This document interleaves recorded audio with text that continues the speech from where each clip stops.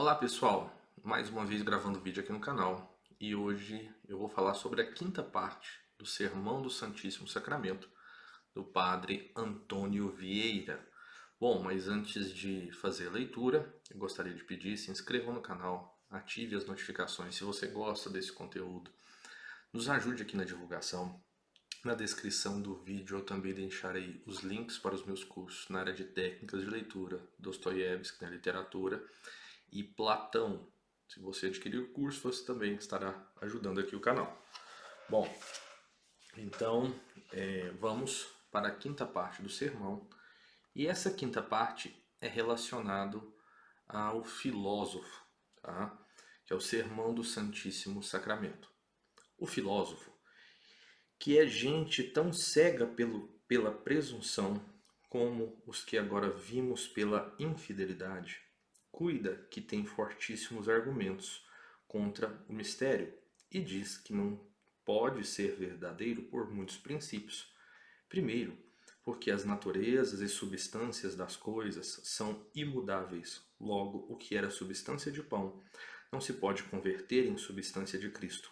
Segundo, porque o todo é maior que a parte e a parte menor que o todo. Logo, se o todo Cristo está em toda a hóstia, todo Cristo não pode estar em qualquer parte dela. Terceiro, porque o entendimento deve julgar conforme as espécies dos sentidos, que são as portas de todo conhecimento humano. Os, os sentidos cheiram, gostam e apalpam pão. Logo, pão é e não corpo de Cristo, o que está naquela hóstia. Com a natureza argumenta o filósofo, e com a mesma natureza o há de convencer a razão, e muito facilmente e sem trabalho, porque com a fé ser sobrenatural, a melhor ou mais fácil mestra da fé é a natureza.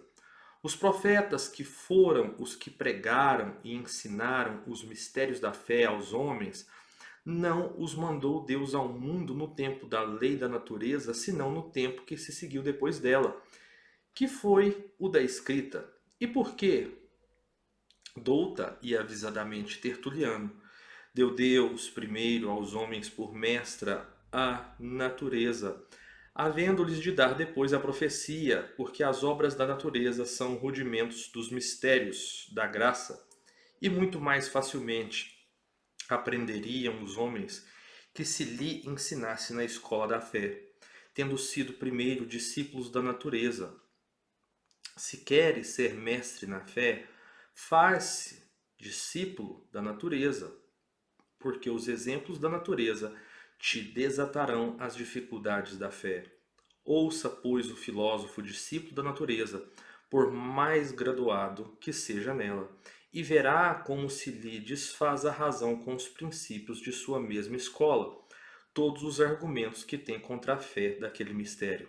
À primeira dificuldade responde a razão, que não tem a filosofia que se espantar de lhe dizer a fé que a substância do pão se converte na substância do corpo, a substância do vinho na substância do sangue de Cristo, porque este milagre vemos sensivelmente cada dia na nutrição natural do corpo humano. Na nutrição natural do corpo humano, a substância do pão e do vinho não se converte em substância de sangue e carne? Pois, se a natureza é poderosa para converter pão e vinho em carne e sangue em espaço de 8 horas, por que não será poderoso Deus a converter pão e vinho em substância de carne e sangue em menos tempo? Para confessar este milagre, não é necessário crer que Deus é mais poderoso que a natureza. Basta conceder que é mais apressado. O que a natureza faz devagar, por que não fará Deus um pouco mais depressa? Os dois milagres célebres que Cristo fez em pão e vinho foram as bodas de Caná e o do deserto. Nas bodas converteu a água em vinho. No deserto, 5 pães deu de comer a 5.000 homens. Um reparo a ambos os casos. Para Cristo dar dar pão no deserto não tinha necessidade de se aproveitar dos 5 pães. Para Cristo, dar vinho nas bodas não tinha necessidade de que as jarras se enchessem de água. Pois, por que não quis dar vinho se não convertido de água? Por que não quis dar pão se não multiplicado de pães? A razão foi de Santo Agostinho, porque quis nos dar exemplos da natureza que facilitasse a fé de suas maravilhas. Na multiplicação dos pães, fez o que faz a terra; na conversão do vinho, fez o que fazem as vides; na multiplicação dos pães, fez o que faz a terra, porque a terra semeia-lhe pouco pão e dá muito. Na conversão do vinho, fez o que fazem as vides, porque as vides, a água que chove do céu, convertem-na em vinho. Isto fez Cristo no deserto, isto fez Cristo nas bodas. No deserto, de um pouco pão fez muito, nas bodas de água fez vinho. Mas se Cristo fez o que faz a terra, se Cristo fez o que fazem as vides, em que esteve o milagre? Esteve o milagre em que Cristo fez em um instante o que a terra e as vides fazem em 6 meses. O que a boa doutrina, ó, que boa doutrina esta, se fora hoje o seu dia! De maneira que o que distingue as obras de Deus enquanto autor sobrenatural das obras da natureza é a pressa ou o vagar com que se fazem. Milagres feitos devagar são obras da natureza. Obras da natureza feitas depressa são milagres. Isto é o que passa no nosso mistério: converter pão e vinho em carne e sangue, assim como faz Cristo no sacramento. Assim o faz a natureza na nutrição, mas com essa diferença que a natureza fala em poucas horas e Cristo em um instante.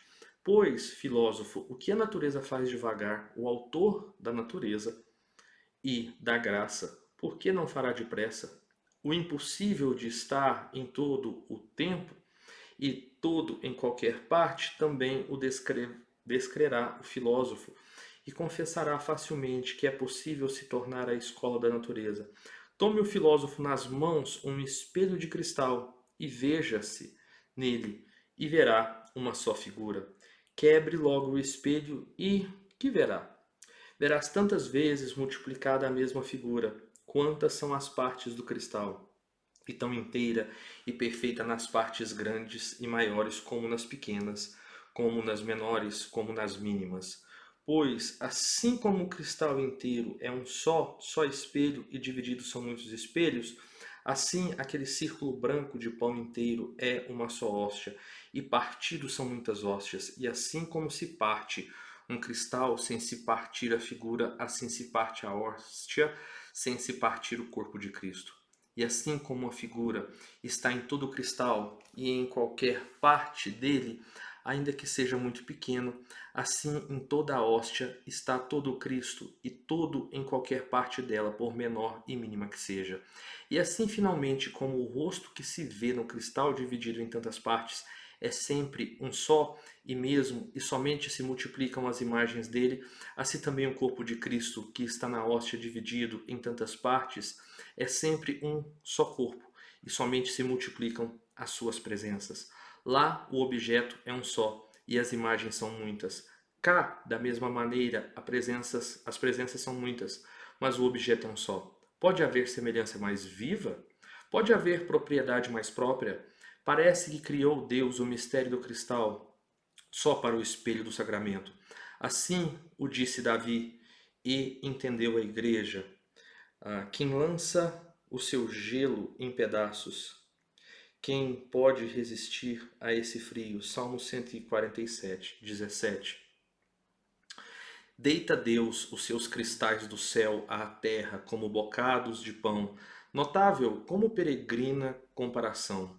Que semelhança tem os bocados de pão com o cristal ou o cristal com os bocados de pão? Com os bocados do pão usual da vossa mesa, nenhuma, mas com os bocados do pão sacramental da mesa da Eucaristia, toda aquela semelhança maravilhosa que viste, porque tudo o que no cristal se vê como das vidraças, é o que passa dentro do sacramento com as cortinas corridas. Assim como no cristal se vê por milhares, milagre manifesto da natureza, o todo, sem ocupar mais que uma parte, a divisão sem destruir a inteireza e a multiplicação sem exceder a singularidade. Assim na hóstia com oculta e sobrenatural maravilha, o mesmo corpo de Cristo é um e infinitamente multiplicado, divino e sempre inteiro, e tão todo na parte como no todo. E que não haja filósofo de crer aos olhos, ainda que lhe digam contestamente que ali está pão, a mesma natureza lhe o ensina com um notável exemplo.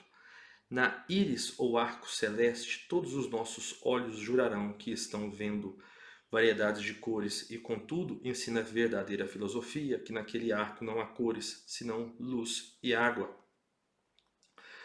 Pois se a filosofia ensina que não há cor onde os olhos estão vendo cor, que muito que ensine a fé que não há pão onde os olhos parecem que veem pão.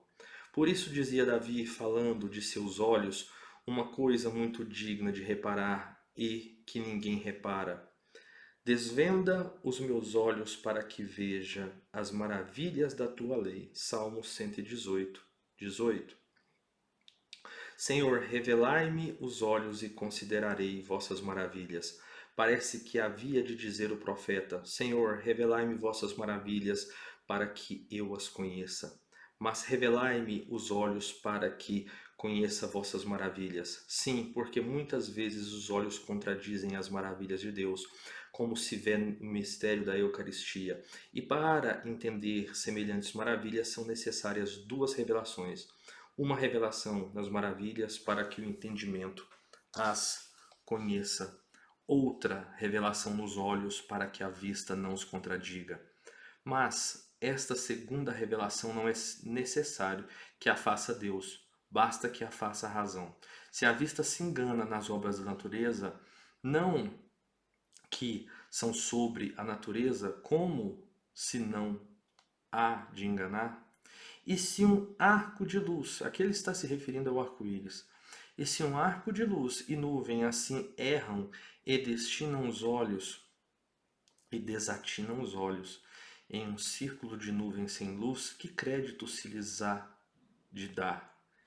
Emende logo, filósofo, a vista com o discurso e confesse ensinado da natureza e convencido da razão a verdade indubitável daquele vere et cibus, vere et postus.